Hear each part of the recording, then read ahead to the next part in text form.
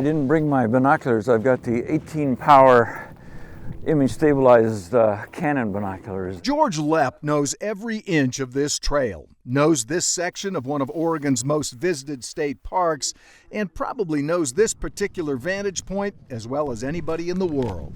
This is a 100 to 500 zoom lens, and I put a 2x on that, so that makes it a 200 to 1,000. It's the nest that brings him back year after year, a nest two bald eagles started building in 2010. The first time I came here, I didn't even have a camera with me. A friend of mine brought me here to show it to me. And then the next year I came and I started to photograph it. And he has barely stopped since. In 2017, I spent several hundred hours out here. 300 to 500 hours, he figures, edited down to a 10-minute film still running in the Park Visitor Center. Hours and days spent that year as just another animal in the park. Back in 2017, there weren't very many people coming here. You would see deer walking around down below there and everything. Marmots would come up next to you. There would be all kinds of different birds would show up. And I mean, when you're here that many days and you watch a merganser family down on the river and that kind of stuff, it was wonderful to spend a long period of time and see day after day how things changed here. That was the best thing of all about this. In the decade he's been shooting here, we're actually looking at the equivalent of about a 30 power spotting scope.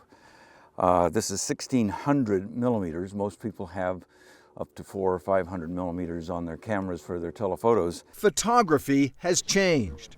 But the digital world has just opened up everything for photographers. His view into the nest has just gotten better and easier to share. Especially when I'm using the iPad, I'm showing people and explaining to them what's going on because they can't really see what's going on unless they've got good binoculars or a spotting scope. And George loves to share his craft and share the eagles. Here are Lily and Liam visiting from Santa Barbara. Lily, a working photographer herself.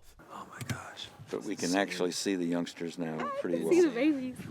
They are blown away by the clifftop scene, George's camera setup, and the stick-built nursery below. Honestly, I can't even put into words. And being here with all you guys and just being a part of something like this is pretty cool. It's amazing.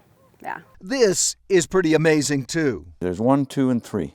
It's just the second time in a decade the nest has 3 little ones. Nature being nature, the smallest, sadly, is not likely to survive. In this video, you can see a bigger chick blocking the smaller, weaker sibling from the parent's beak-to-beak feeding.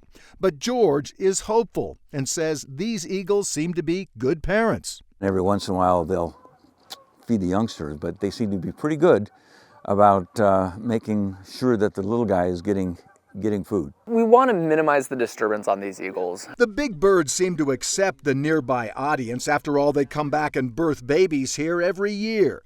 But park manager Matt Davey doesn't want the humans to disrupt this domestic scene. Like the canyon trail, which passes below the nest currently right now, we reduce group size to 4 or less and request that noise be kept to a minimum.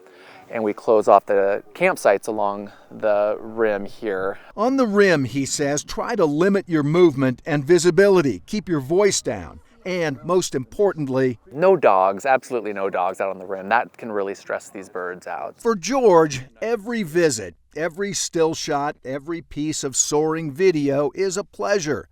It is his profession, of course, but after all these years, perhaps it's gotten just a little personal. You get to feel like they're kind of your birds kind of thing.